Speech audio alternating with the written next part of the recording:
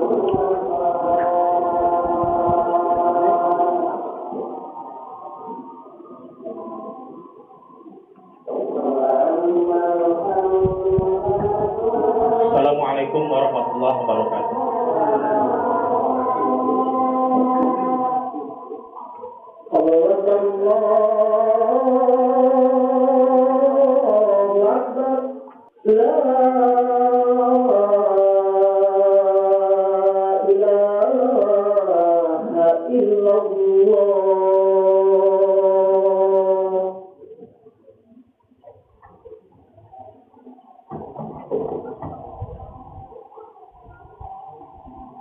Innal hamdalillah nahmaduhu wa nasta'inuhu wa nastaghfiruh wa na'udzu billahi min shururi anfusina wa min sayyiati a'malina may yahdihillahu fala mudilla lahu wa may yudlilhu falan tajida lahu waliyyan mursyida. Asyhadu an la ilaha illallah wahdahu la syarika lahu wa asyhadu anna Muhammadan abduhu wa rasuluhu allazi la nabiyya wa la rasula ba'dahu. Qala Allah ta'ala fil kitabil karim a'udzu billahi as-sami'il 'alim minasy syaithanir rajim. Bismillahirrahmanirrahim. Wa sari'u ila maghfiratin min rabbikum wa jannatin 'arduha as-samawati wal ardh wa iddat lil muttaqin. Al-ayat. Hadirin ikhwatul iman rahimakumullah, puji serta rasa syukur kita panjatkan kehadirat Allah Subhanahu wa taala karena atas rahmat dan hidayahnya, atas qudrat dan iradatnya kita semua masih bisa melaksanakan salah satu daripada perintah Allah Subhanahu wa taala, yaitu melaksanakan ibadah sholat Jumat. Mudah-mudahan gerak langkah kaki kita dari tempatnya masing-masing menuju ke tempat ini dicatat oleh Allah Subhanahu wa taala sebagai bukti kesungguhan kita untuk selamanya mengabdi kepadanya. Hadirin ikhwatul iman rahimakumullah, salawat serta salam semoga tercurah dilimpahkan kepada junjungan alam Nabi besar Muhammad sallallahu alaihi wasallam, kepada keluarganya, kepada sahabat-sahabatnya, tabi'in, tak lupa bagi kita sekalian selaku umatnya yang insya Allah akan senantiasa melaksanakan, menegakkan apa yang menjadi sunnah-sunnahnya. Ikhwatul iman rahimakumullah, Allah Subhanahu wa taala telah menegaskan dalam Quran surat Al-Jumu'ah bahwa jika sudah hadir waktu Jumat bagi seluruh kaum muslimin agar senantiasa melaksanakan ibadah sholat Jumat. A'udzubillahi minasyaitonir rajim. Bismillahirrahmanirrahim. Ya ayyuhalladzina amanu idza nudiya lis-sholati min yaumil jum'ah fas'au ila dzikrillah wa dzarul bai' dzalikum khairul lakum in kuntum ta'lamun. Allah Subhanahu wa taala menegaskan bahwa hai orang-orang yang beriman, apabila diseru untuk menunaikan salat Jumat, maka bersegeralah kamu kepada mengingat Allah dan tinggalkanlah jual beli atau perniagaan. Yang demikian itu lebih baik bagimu jika kamu mengetahui. Ini merupakan janji Allah Subhanahu wa taala bagi siapa saja yang melaksanakan ibadah salat Jumat. Dalam kitab Bulughul Maram dinyatakan bahwa keberuntungan orang yang senantiasa mengingat Allah pada saat salat Jumat adalah di antaranya ketika dia melaksanakan mandi lalu pergi ke masjid dengan jalan yang tumaninah, tidak tergesa-gesa, lalu melaksanakan sholat 2 rakaat sebelum khatib naik mimbar, lalu mendengarkan khatib naik mimbar, ketika khatib sedang berkhutbah, lalu sholat bersama khatib. Insya Allah, Allah Subhanahu wa taala akan senantiasa memberikan ampunan baginya dari Jumat yang satu ke Jumat yang lain ditambah dengan 3 hari. Luar biasa, Allah Subhanahu wa taala memberikan kemuliaan bagi orang-orang yang melaksanakan ibadah sholat Jumat. Adapun bagi orang-orang yang datang lebih awal, Allah Subhanahu wa taala perlihatkan seperti Allah Subhanahu wa taala memberikan pahala seolah-olah kita mendapatkan atau berkurban dengan seekor unta. Yang datang kemudian seolah-olah dia berkurban dengan seekor kambing atau domba, seekor sapi. Lalu yang datang kemudian seolah-olah kita berpahala berkurban dengan seekor kambing. Yang datang kemudian seolah-olah kita berpahala berkurban dengan seekor ayam.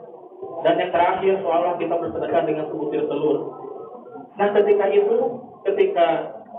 datang pada awal-awal waktu, malaikat senantiasa berada di situ untuk mencatat siapa saja yang datang lebih awal. Maka yang datang lebih awal pada salat Jumat itu mendapatkan kemuliaan di sisi Allah Subhanahu wa taala dan malaikat sebagai saksinya. Ketika para khatib sedang melaksanakan khatib naik mimbar, maka malaikat tidak lagi di situ, maka dia senantiasa ada di depan untuk mendengarkan sama-sama dengan para jamaah untuk mendengarkan khutbah ketika berkhutbah. Ikhwati iman rahimakumullah, di samping itu di dalam Quran surah Al-Jumu'ah juga dikatakan fa'idza qudiyatis shalah fantashiru fil ardi wabtaghu min fadlillah wazkurullaha katsiran la'allakum tuflihun. Apabila telah ditunaikan sholat, maka bertebaranlah kamu di muka bumi dan carilah karunia Allah dan ingatlah Allah banyak-banyak supaya kamu beruntung. Jadi Allah Subhanahu wa taala itu memerintahkan kita ibadah, tidak hanya ibadah ukhrawi saja, tapi ibadah untuk keduniaan pun senantiasa Allah Subhanahu wa taala menegaskan agar kita dapat menjalankannya. Insya Allah bagi orang-orang yang bekerja, orang-orang yang tidak malas untuk mencari nafkah, Allah muliakan di sisi Allah Subhanahu wa taala. Ikhwati iman rahimakumullah, di samping itu pula ketika kita melaksanakan ibadah sholat, itu sebagai sarana kita bertobat kepada Allah Subhanahu wa taala. Di dalam sholat saja Allah Subhanahu wa taala telah memberikan kepada kita tempat-tempat untuk kita memohon ampun kepada Allah Subhanahu wa taala. Di samping ketika kita melaksanakan ibadah ruku atau sujud, subhanakallahumma rabbana wa bihamdika Allahumma ighfirli, yang diakhiri dengan Allahumma ighfirli, ya Allah ampunilah aku. Karena setiap manusia itu tidak ada yang tidak punya dosa, dan manusia yang baik di sisi Allah adalah manusia ketika melaksanakan dosa maka senantiasa memohon ampun kepada Allah dan tidak dilakukan lagi dosa tersebut di hari-hari kemudian. Juga di dalam duduk di antara dua sujud, itu doa yang paling spektakuler, yaitu Rabbikfirli warhamni warzuqni warfa'ni warzuqni wahdini wa'afini wa'fu'ani, yang diawali dengan Rabbikfirli, ya Allah ampunilah aku, warhamni sayangilah aku, warzuqni cukupilah segala kebutuhanku,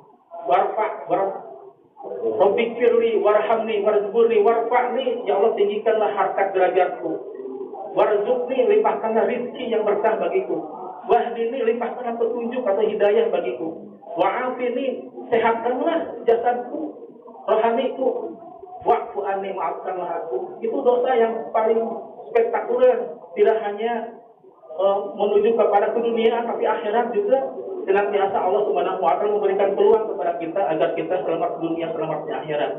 Diawali dengan memohon ampun kepada Allah, diakhiri dengan memohon maaf kepada Allah, dan di tengah-tengahnya kita meminta kepada Allah segala apa yang kita butuhkan. Ikhwati iman rahimakumullah. Di samping itu pula bagi orang-orang yang senantiasa rajin melaksanakan ibadah sholat, Allah Subhanahu wa taala menegaskan ibadah sholat merupakan sarana untuk kita mensucikan diri. Sampai-sampai dalam Quran surat Asy-Syams dinyatakan tidak ada sumpah yang begitu hebat Allah Subhanahu wa taala dengan atas nama makhluknya sampai 7 kali. Allah Subhanahu wa taala memberikan sumpah kepada makhluknya atas nama makhluknya. Wasyamsi wa duhaha, demi matahari dan sinarnya pada pagi hari. Wal qamari idza talaha, demi bulan apabila mengiringinya. Wan nahari idza jallaha, dan demi siang apabila menampakkannya.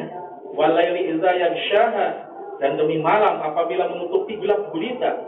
Was samai wa ma banaha, demi langit serta pembinaannya yang menakjubkan. Wal ardi wa ma tahaha, demi bumi serta penghamparannya. Wa nafsi wa ma sawwaha, demi jiwa serta penyempurnaan ciptaannya. Fa alhamaha fujuraha wa taqwaha, maka dia mengilhamkan kepadanya jalan kejahatan dan ketakwaan. Kita mau pilih yang mana? Kepada jalan kejahatan atau ketakwaan? Qad aflaha man zakkaha, sungguh beruntung orang yang mensucikannya, yaitu orang-orang suka mensucikan jiwa, di antaranya yaitu melaksanakan ibadah sholat, baik itu sholat maqdhah maupun ghairu maqdhah, baik sholat wajib maupun sholat sunnah. Insya Allah Allah Subhanahu wa taala memberikan sarana kepada orang-orang yang senantiasa ingin mensucikan diri atau jiwa kepada Allah Subhanahu wa taala, dan Allah limpahkan keberuntungan bagi mereka yang ingin mensucikan jiwanya.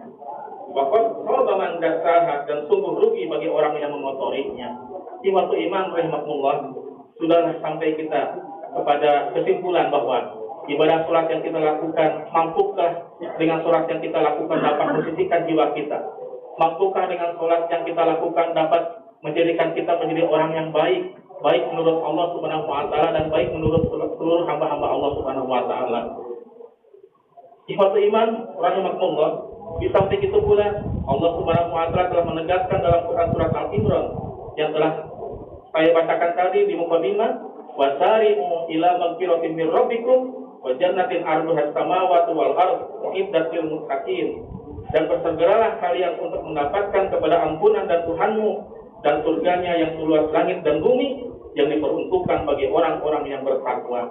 Barakallahu li wa lakum fil Qur'anil azim wa nafa'ni wa iyyakum bima fihi minal ayati wa dzikril hakim wa taqabbal minni wa minkum tilawatahu innahu huwas samiul alim.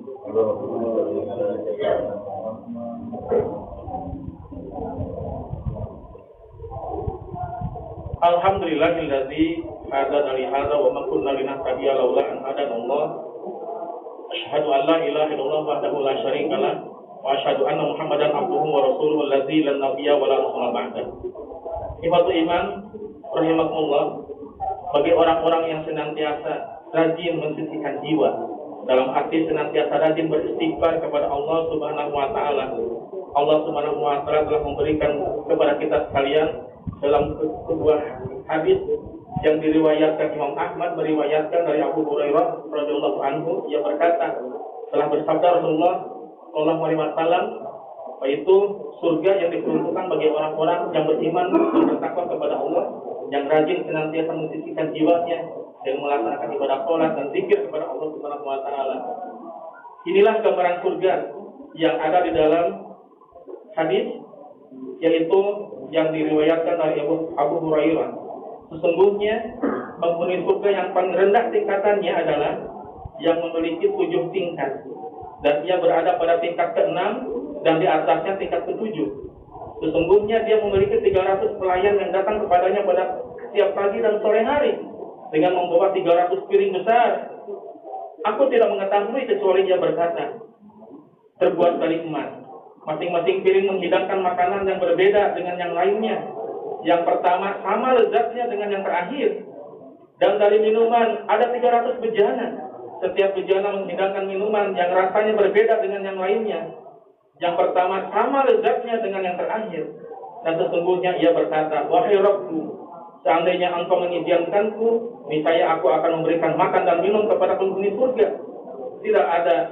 Tidak akan mengurangi apa yang ada pada diriku sedikit pun. Dan baginya 72 bidadari yang bermata jeli sebagai istri selain istrinya ketika di dunia. Salah seorang di antara mereka akan mengambil tempat duduknya sejauh 1 mil dari bumi. Ikhwatul iman rahimakumullah, sungguh bahagia bagi orang-orang ahli surga. Allah Subhanahu wa taala telah memberikan pelayanan yang terbaik, yaitu melalui pelayannya sampai 300 orang setiap pagi dan sore dengan menghidangkan 300 hidangan baik makanan maupun minuman.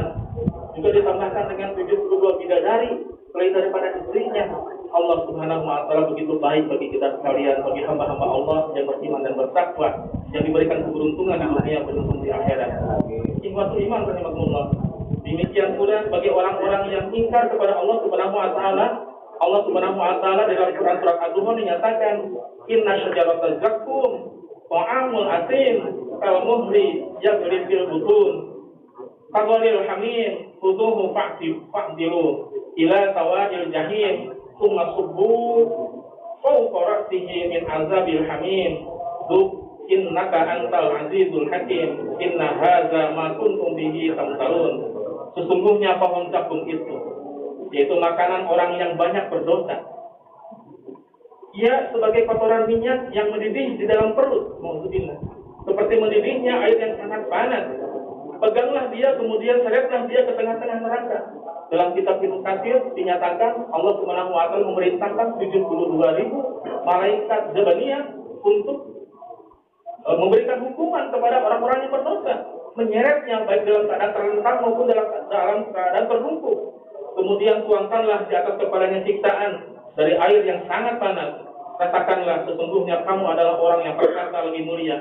Di sini dinyatakan bahwa dalam riwayat Ibnu Katsir dinyatakan bahwa ini adalah merupakan perlakuan kepada orang yang sombong, seperti orang-orang zaman dahulu kafir Quraisy, yaitu Abu Jahal, yang dengan kesombongannya dia tidak mau menerima kepada petuah-petuah yang disampaikan oleh Nabi kita Muhammad SAW. Sesungguhnya ini adalah azab yang dahulu kamu meragu-ragukannya. Nanti di akhirat kelak akan senantiasa bukti apa yang menjadi Allah janjikan dalam Quran. Ikhwatul iman rahimakumullah, itulah yang dapat saya sampaikan. Mudah-mudahan kita tergolong orang-orang yang senantiasa beruntung di dunia, beruntung di akhirat, selamat di dunia, selamat di akhirat, selamanya dalam petunjuk Allah Subhanahu wa taala menuju kepada keridhaan Allah Subhanahu wa taala. Kita akhiri khutbah ini dengan memohon kepada Allah Subhanahu wa taala semoga kita selamanya dalam bimbingannya, dalam naungan pertolongan dan perlindungannya. Allahumma sholli ala Muhammad wa ala ali Muhammad. Allahumma ighfir lil muslimin wal muslimat, wal mu'minin wal mu'minat, al-ahya'i minhum wal amwat bi rahmatika ya arhamar rahimin. Rabbana zalamna anfusana wa illam taghfir lana wa tarhamna lanakunanna minal khasirin.